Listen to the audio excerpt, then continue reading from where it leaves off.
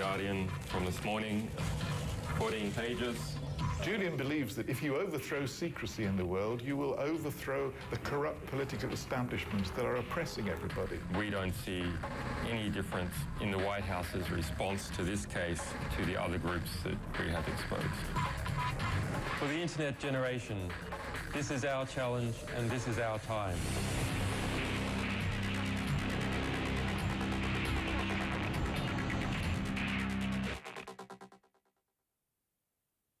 Over 20 years ago, the Berlin Wall came down, and it marked the end of the Cold War between two superpowers. Now there's a new battle that's being waged for control of information. Its front lines aren't brick and mortar walls, they're firewalls. Its weapons are computers, not missiles. And its warriors, hackers, activists, even anarchists. It's an epic struggle for state secrets between institutions and individuals. And at the center of this war is Julian Assange. My function in WikiLeaks is to take all the heat. The 39-year-old Australian founder of WikiLeaks has risen from obscurity to lead a whistleblowing insurgency. The state has asserted its authority by surveilling, monitoring, and regimenting all of us, all the while hiding behind cloaks of security and opaqueness. Armed with a virtual army of volunteers, Assange has taken aim at corporations and nations. The material exposes an extraordinary range of abuses. Exposing secrets that have helped fuel anger and revolt in the Middle East. Drawing the ire of the most powerful government in the world. And galvanizing a global following of cyber warriors ready to fight. We feel obligated to step out in WikiLeaks' defense, because if WikiLeaks goes down, then that leaves very bad implications for the rest of us. A maverick and a game changer, he's also under attack for his own behavior. He's taken aim at his own foot and shot it. Assange actually just arrived at the courthouse. You can see him, and he's going to come right through this gated area into the courthouse right now. That's my first glimpse of Julian Assange. This is one of the most intimate portraits yet of Julian Assange. All this lead, how far will his group go? Locations of weapons? Absolutely. For Channel 4 News. Stephen thinks, every gun pointed at me. And he is person number 21. Rare, candid moments captured by Australian journalist Mark Davis, who spent months traveling with the enigmatic leader of WikiLeaks. He went from that kind of hobo character, if you like, into a rock star. You followed him for months, spending time on the road with him. What's he like? I think in private, he's actually he's a very charming guy when he relaxes, and it comes in flashes. You know, he has that sort of intense kind of computer nerd sort of mind, but when he eases off on that, he's very funny, droll. Well, my voice will get sexier and sexier, as the day goes on. Nomadic and secretive, like the hero of a spy novel. See, he's seeing this whole thing as some kind of a, I don't know, weird James Bond kind of thriller. He believes that everyone's constantly being tapped and followed. At his core, Assange is a hacker, an outsider mining secrets that are supposed to be off limits. His outsider persona has its roots in an unusual nomadic childhood. This is Magnetic Island, a place of exotic wildlife and untouched beauty off the coast of Australia. A place Julian Assange once called home. But as a boy, he was often on the move. Assange claims he attended 36 different schools. Julian's bohemian mother, Christine, and his stepfather together ran a traveling theater company. I really enjoyed this as a child until I was about 10, and then we had a sort of a mixed experience. A life on the move turned into a life on the run. After his mother fled a troubled relationship, there were difficult years. But Assange seems to relish his unconventional childhood. In fact, when I speak to people and they tell me that they spent all their life in some city, I am horrified for them and think, oh, you poor thing. I mean, how did you survive? Eventually, Julian and his mother settled outside of Melbourne. I had a horse. I sold this horse and bought a computer, and I was fascinated. For Assange, it becomes a portal into an entirely new world. He joins a group of hackers known as international subversives, and under the screen name Mendax, he begins to tap into top secret networks, including the Pentagon. By the time he was 20, Assange was a sophisticated computer hacker. And this was before there was public access to the internet. This was an incredibly intellectually liberating thing to go out and explore the world with your mind. But authorities would eventually bust the young Assange. In 1991, he was charged with 31 counts of hacking and related crimes. After a lengthy legal battle, he walked away with only a fine. But he had caught a glimpse inside a hidden world. To read General's emails at the Pentagon, this, of course, was an incredible thrill. That fascination would grow into a mission to change the world. The times we are going through at the moment constitute a generational challenge. A mission that would expose some of America's most closely guarded secrets.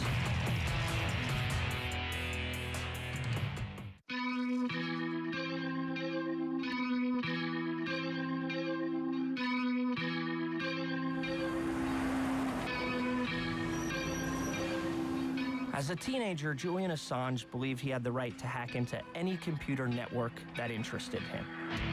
That needs to be thought about, and then it needs to be set up. But his ambition grew from cracking codes This is the event I was talking about. to helping whistleblowers and dissenters anonymously divulge inside secrets. So when people have this information, they can behave differently, choose to support something or not. His cause, nothing less than a new world order, where nations and corporations could no longer hide corruption and injustice. With a network of secure servers, in 2007, Assange launches a website for whistleblowers, where secret documents can be released to the public. He calls it WikiLeaks. I hack people's minds. I get people within those organizations to release their material for a just cause. I went to Berlin to meet one of the early WikiLeaks insiders and one of the few people who's worked closely with Assange. It's a really strange place. Daniel Domscheit-Berg became WikiLeaks spokesman. I picked a pseudonym, which was Daniel Schmidt, named after my cat. So, Named after your cat. yeah, my cat is Mr. Schmidt. Assume names and secret server locations. Standard Wiki operating procedure. Assange himself never in one place too long. When I met him, he was notoriously difficult to track down. There's not a lot of people that are around him for a long time. They play a purpose at a point in time and then move on. He's a very smart person, very intelligent. He doesn't really care about what other people think of him. He's actually just his very own character. And that was kind of appealing. What was it about WikiLeaks that appealed to you? I thought that exposing such secrets, exposing immoral stuff that people are trying to hide from the public eye, that this actually is just a very simple but genius idea. Armed with a global troop of supporters, Assange sifted through secrets protected by a hidden network of servers. He was on a mission to change the world, one leak at a time, starting in Kenya. After a violent, disputed election in 2007, WikiLeaks posted a report that revealed hundreds of killings at the hands of Kenyan police. The expose put WikiLeaks on the map, earning them an award from the human rights group Amnesty International. There were leaks of everything from Sarah Palin's personal emails to the membership rosters of neo-Nazis. Then, WikiLeaks began to turn its spotlight on the United States. And when the operating manual for the Guantanamo Bay prison camp was leaked, WikiLeaks published it. So guess which camp has, honor bound to defend freedom on the front of it? The defense of freedom as a value is on the front of Guantanamo Bay. WikiLeaks soon found itself in the crosshairs of the U.S. Army. This 2008 secret counterintelligence report, ironically leaked to WikiLeaks, identified it as a threat and revealed ways to shut it down. Assange, though, remained defiant. When we're attacked, that is usually the worst move that someone can do. Because the information is not going to disappear anytime soon. Growing pressure drove WikiLeaks underground. 2 of its servers were moved to a James Bond-style bomb-proof bunker in Sweden. Assange went in search of a safe haven and found one in Iceland. By 2009, Iceland was a country on its knees. A banking crisis had brought it to the edge of bankruptcy, causing riots in the streets. Banks went under, and thousands lost their life savings. Iceland was hit harder than any other country by the international banking collapse. Enter WikiLeaks. In July of 2009, it posted a secret loan book from one of the largest failed banks, revealing risky loans to its own shareholders. The bank quickly launched a counterattack. We got letters from the bank saying that they would attack us and they'd try and put our source in prison for a year unless we removed it. Of course, we said, don't be ridiculous, we're not going to remove it. We're not going to tell you who our source is. The leak became the story across Iceland. Gott kvöld, nú hefjast fréttir, laugardaginn 1. ágúst. Samt ekki allar þær fréttir sem við ætlum að segja ykkur. But the bank won an injunction prohibiting RUV-TV from airing the story. 5 minutes before the news was to go to air, the news desk was injuncted. But the network had another card to play, directing the viewers to the WikiLeaks website. Allir geta nálgast þau á vefsíðunni wikileaks.org. wikileaks.org. So we had tens of thousands of Icelanders descending on us to get this material. The expose made Assange and WikiLeaks local heroes, pushing the government to pass some of the strongest press protections in the world. Iceland became a haven for whistleblowers and WikiLeaks. In a small apartment in Reykjavik, Assange and his team began working on a secret, their most explosive yet. He locks the door, we put the chain on, and he types all these passwords into his laptop, and he starts playing this film. And I'd never seen anything like that in my life.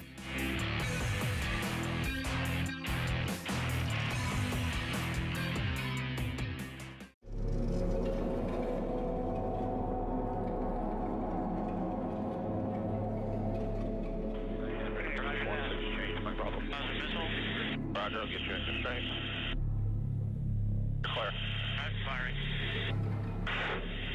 Iraq 2007.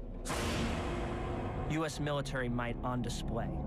An Apache helicopter camera capturing raw images of combat and voices of war.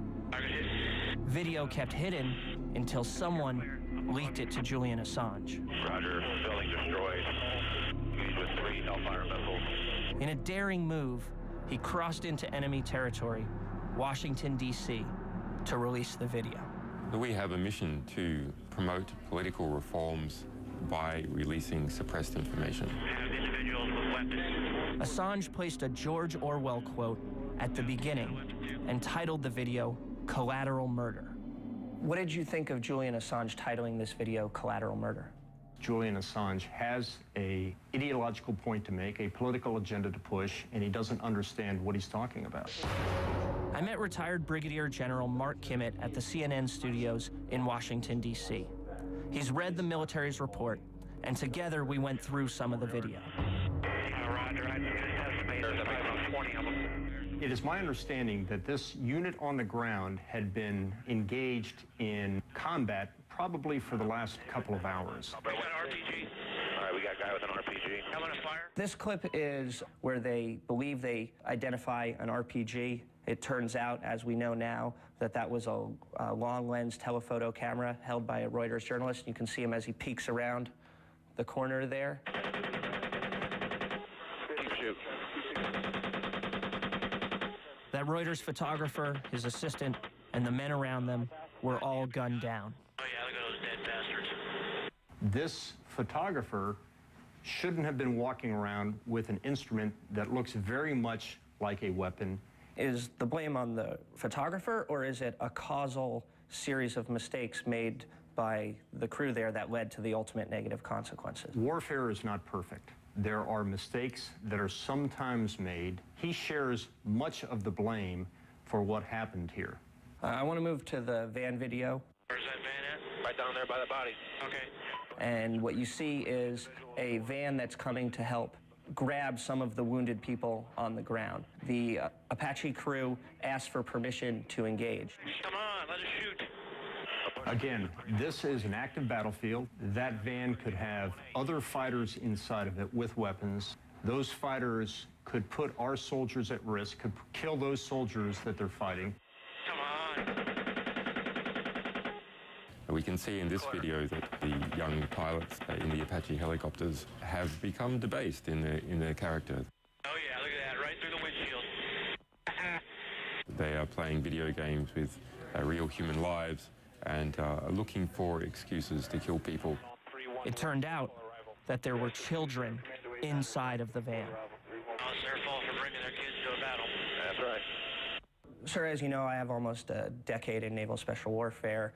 You're obviously 30 years in the Army. Soldier to sailor, ground pounder to ground pounder. Should these men have exercised more restraint? I don't think so. What we have here, from everything that I have seen, is that they followed the proper procedures. So if they did everything by the book, is there something wrong with the book? I don't think so. The book doesn't have every scenario, doesn't have every possible outcome. Secret U.S. military video, a stunning WikiLeaks exclusive. But who's responsible for leaking it, and why? Military investigators soon point the finger at one of their own, Private First Class Bradley Manning, who's since been arrested. But Manning may have never come to their attention if not for this man. We're on our way to meet Adrian Lameau, who's the former computer hacker who turned Bradley Manning into the authorities. And Lameau is kind of an elusive character. He screens all his phone calls, he changes emails, he doesn't respond to messages. But he had one condition for our interview today, and that's that his location had to remain completely anonymous. Adrian, what's with all the cloak and dagger stuff? There are people that are going beyond words in their opposition to my cooperation with the government in this case. And I just want to be able to sleep soundly at night. Bradley Manning first approaches Lameau by sending him an email. Manning essentially opened by introducing himself, saying he was an intelligence analyst at Forward Operating Base Hammer in Iraq, just outside of Baghdad. Lameau and Manning then begin chatting extensively online. Lameau says he provided the chat logs to the website Wired.com, who eventually published about a quarter of the transcripts. And during one of those chats, Manning asked Lameau, if you had unprecedented access to classified networks 14 hours a day, 7 days a week, for 8+ months, what would you do? Alarmed, Lameau contacts U.S. officials. The convicted computer hacker says he took action because his own strong belief in government transparency is not without limits. Where I draw the line is when it comes to the point that it can cause real and articulable harm. We tried to get in contact with Manning's attorney, but he never returned our calls. In the online chats, Lameau, now a government informant, asked Manning how he got the information out. Manning explains that he copied classified files and video onto a CD that he had labeled Lady Gaga. No one suspected a thing. Kinda sad. In their chats, Manning mentions Julian Assange. I mean, I'm a high-profile source, and I've developed a relationship with Assange. But Assange continually denies knowing Manning. We don't know if this guy is our source or not. Manning's confessions to Lameau have landed him at Fort Leavenworth, Kansas. Facing a possible life sentence, Manning is accused of leaking hundreds of thousands of U.S. secrets. Secrets he allegedly gave to Julian Assange. Soon, the press would pick up the setting. So I then started running around the Guardian building saying, this is the biggest story on the planet. We have to get hold of this information.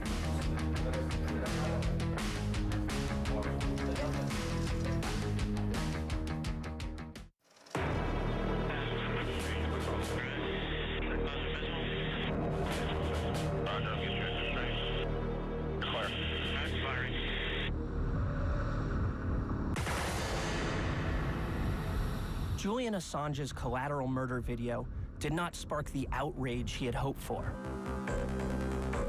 And now, his alleged source, Private Bradley Manning, was in custody. Journalist Mark Davis was with Assange in the summer of 2010. I believe he was a little bit paranoid, but I'm not surprised that he was in a state of high anxiety and highly security conscious. Oh, MIRC. Security conscious because Assange had another weapon in his arsenal. A secret database of U.S. government documents from the war in Afghanistan. Injury on the Danish news. Assange was more and more focused on what he saw as abuses within the U.S. government. Now he believed he had evidence of actual war crimes. Does he operate as if he's constantly being followed, constantly being watched? Yes, because he probably is. You know, this information was known. I mean, essentially, important people knew he had this. More surveillance around him than almost anybody else in the world.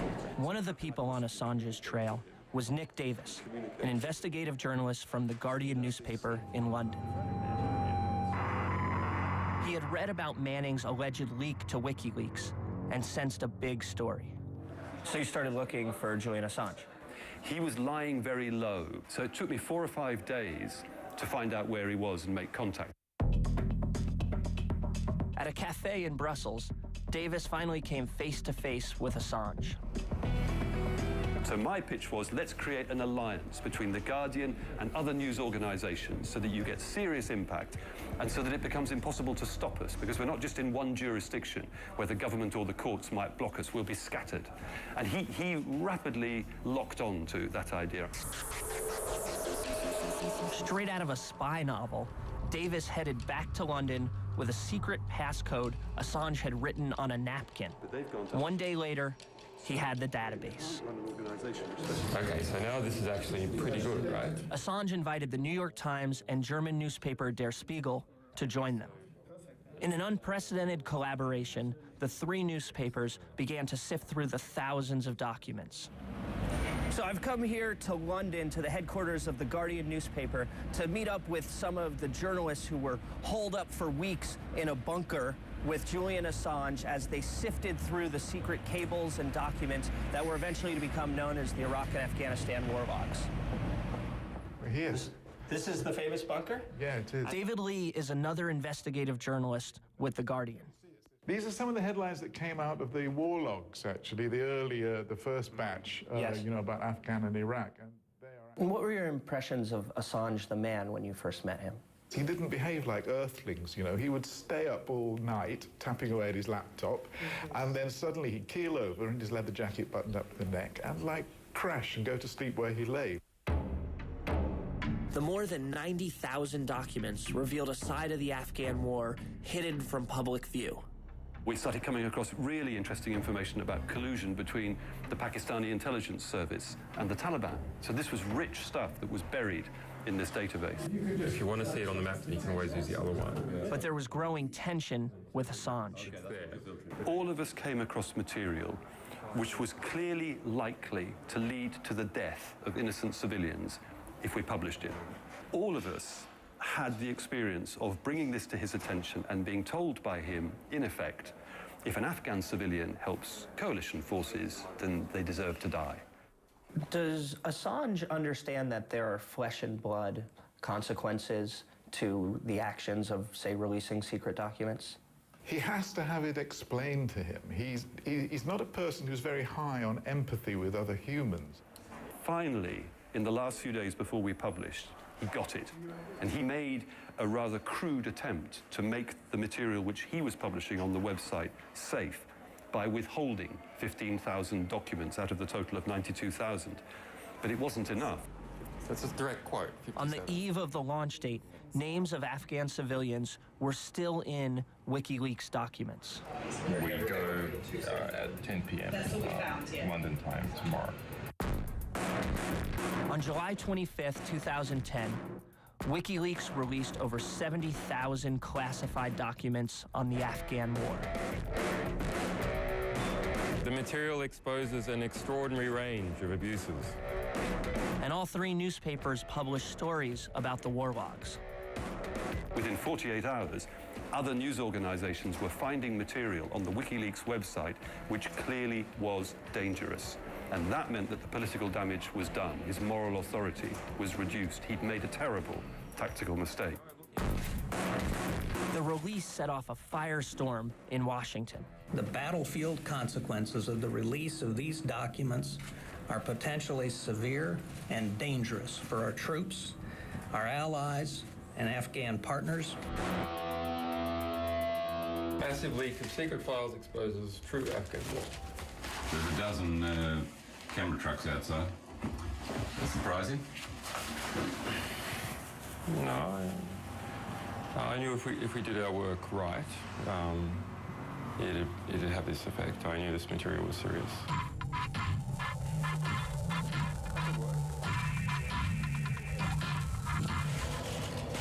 You've said that this is the most comprehensive history of a war. Why specifically the focus on print? Are there any circumstances in which you wouldn't publish information? Julian Assange finally had the world's attention. Really? I've seen Twitter has just gone off the roof. He went from that kind of hobo character, if you like, into a rock star. It's like having a hit movie overnight, and suddenly everyone wants to see you. But that attention would come with a price. The press began to grill him. Where, though, will all this lead? How far will his group go? Locations of weapons? Absolutely. For Channel 4 Thanks, News. Stephen. Thanks. Every gun pointed at me.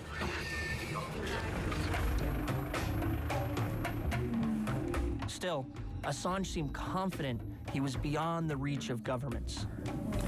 But I'm untouchable now in this country. Untouchable, for now. But his star was about to be tarnished.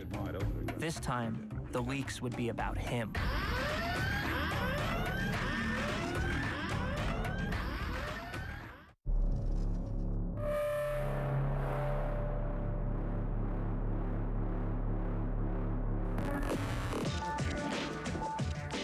By the summer of 2010, Julian Assange's war on secrecy is in high gear. The course of the war needs to change. This is The Guardian. The Afghan war logs are making headlines around the world. It's one damn thing after another. And making Assange famous. I'm a combative person, so I like crushing bastards. But now, he is at the center of a scandal. The Swedish government had requested extradition in order to question him about allegations of sexual assault. 2 Swedish women have come forward accusing Assange of aggressive or unwanted sexual advances, which, under Swedish law, can constitute rape. As yet, no charges have been filed against Assange, and he strongly denies the allegations. Surveillance events have been a bit more intense. Undistracted by what he calls a smear campaign, Assange begins working around the clock on what will become his biggest leak yet. They bring in this AC-130 gunship. In October 2010, WikiLeaks releases the motherlode, nearly 400,000 secret U.S. documents on the Iraq War. The start of the Iraq War involved very serious lies, which were repeated and amplified. The stories reveal troubling new details about the war. Numerous cases of torture and abuse of Iraqi prisoners by Iraqi police and soldiers, and cases where U.S. troops killed innocent civilians. But this time, Assange censors documents. We have redacted everything except for things that we have cleared. by hand. And that approach has left black ink all over the material. From your name being... But that doesn't ease the fears of many, including General Kimmett. Julian Assange has constantly put forward that nobody has been attacked or killed due to any of the disclosures from WikiLeaks. Do you agree with that? Well, I think a lot of our soldiers have been put in harm's way. There is a reason and a purpose for operational security, for protecting our tactics, techniques, and procedures. We don't want to give an advantage to our enemy that can be used against our soldiers in combat. And the steady leak of U.S. secrets doesn't end there. 1 month later, WikiLeaks publishes diplomatic cables. The U.S. government fires back. Secretary Clinton, who only months before had championed internet freedom, is now on the warpath. We are taking aggressive steps to hold responsible those who stole this information. So what has been the government's counterattack to WikiLeaks? The CIA has established the WikiLeaks Task Force, known within the agency as the WTF, a cheeky acronym within cyberspace. And additionally, the Justice Department has subpoenaed the Twitter accounts of WikiLeaks supporters and is rumored to be marshaling an investigation that could lead to the extradition of Assange to the U.S. Then, a series of blows. Amazon.com kicks WikiLeaks off its website. PayPal bars donations. And Sweden issues an arrest warrant.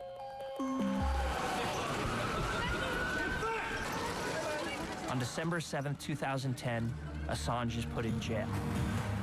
And in an ironic twist, a leak exposes the lurid details of the sexual assault allegations against Assange. By sheer fluke, somebody I had dealt with in the past contacted me and said, guess what? I've got the whole preliminary police file from the Swedish investigation into these sexual assaults. Are you interested? Nick Davis, a journalist with The Guardian newspaper who worked closely with Assange on the Afghan war logs, was given a copy of the leaked report. So what are we going to do? We put it in the paper. That's what journalists do. What was Julian's reaction? He went berserk. His attitude expressed through his lawyer while we were writing this piece was that we should suppress this information because he had been a source for us, for The Guardian, and therefore we owed it to him to suppress it. CNN made several requests for another interview with Assange, but got no response. Assange's attorney tells CNN that he asked for a delay in publication because Assange was in prison. But The Guardian maintains Assange was given several days to respond. In rhetoric, Assange is a proponent of transparency, but he doesn't seem to walk that walk. Is that true? Yeah, that's true, certainly, efficiently. Daniel Domscheit-Berg, then a WikiLeaks insider, says Assange kept him and others in the dark. He just said it's not your business, and next question. And that is one of the major reasons why I and a few others actually left the project, because that's a contradiction. So this is an example. Leak after leak, Assange's platform grows, but his relationships are fraying. Domscheit-Berg and others leave WikiLeaks. You can see a pattern. He alienates most of the reporters and editors he works with. He alienates most of the people who are working for WikiLeaks. A man who spent most of his life on the move now is forced to stay in one place and face the accusations against him. Coming up, in prison but not alone, cyber warriors in support of Assange go on the attack. We had the whole Project Avenge Assange. We feel obligated to do something about it. Reach out to other people and tell them that this is their fight as well.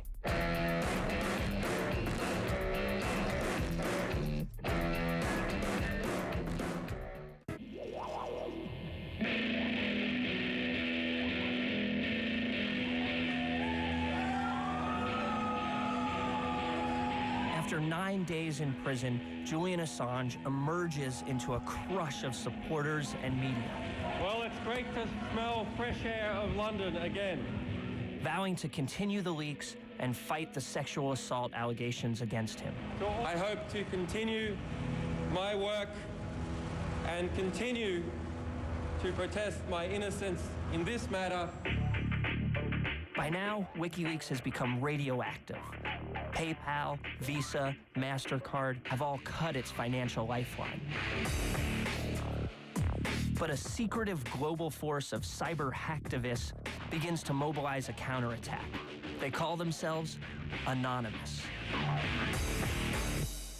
So we've actually been trying to get an interview with a member of Anonymous for weeks, and we finally tracked someone down who's willing to talk to us. And these guys are committed to the cause of defending WikiLeaks. So we're Skyping now with Base and Chris, two members of Anonymous. Base, what is Anonymous? Anonymous is an internet subculture based around anonymity. It's the freedom of thought, the freedom of speech, and the freedom of information taken to a logical extreme. Why do you have to remain anonymous? We have the government agencies after us. We have other people that don't appreciate what we're doing after us. So it would not be very good if our identities were exposed. Why are you guys such ardent supporters of WikiLeaks? They expose secrets, transparency, freedom of speech, freedom of information on the internet, and that resonates with us. Corrupt governments of the world, we are Anonymous. In December 2010, Anonymous launched Operation Payback.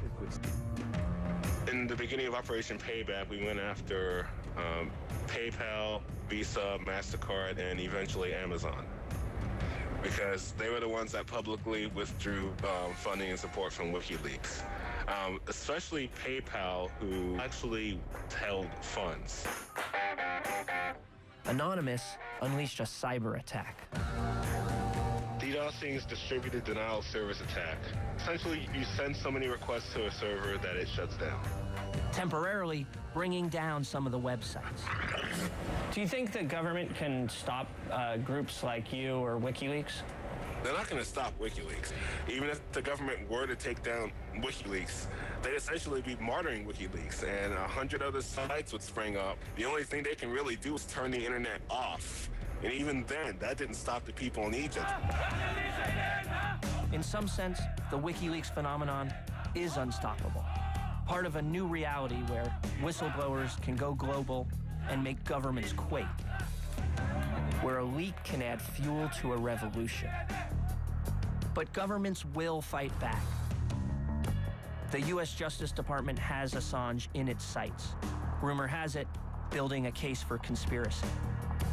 If I am a conspirator to commit espionage, then all these other media organizations and the principal journalists in them are also conspirators to commit espionage. Thank you. For now, Assange remains in the UK under house arrest, fighting the Swedish extradition request. In February, I traveled there for his first hearing. All right, we've come about 45 minutes outside of central London to the Woolwich Crown Court. Like everywhere Assange goes, he seems to draw a huge media crowd. There's basically representatives from every major media organization in the world here covering just to get a glimpse of him as he walks from his car to the courthouse. Assange actually just arrived, and he's going to come right through this gated area into the courthouse. A black box has been applied to my life. And on the outside of that black box has been written the word rape. He's at the center of attention, but still very much alone. He is an island, and he's become an island. The circle's become very small, and because he no longer trusts anybody, he's been betrayed by people that have come into that circle. To some, Assange is a clear danger, a self-appointed judge of good and evil.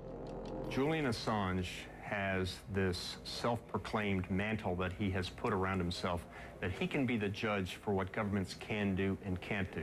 And that's a very dangerous assertion on the part of any single individual. Good morning, sir. How are you? Politicians have taken aim. On Fox News, former House Speaker Newt Gingrich calls Assange a terrorist. Information warfare is warfare, and Julian Assange is engaged in warfare. Information terrorism, which leads to people getting killed, is terrorism, and Julian Assange is engaged in terrorism. Here hero or villain, Julian Assange has created a powerful platform. The more people get to read what really goes on in the world, the more chance they have of educating themselves about realities. And I think realities are what we need.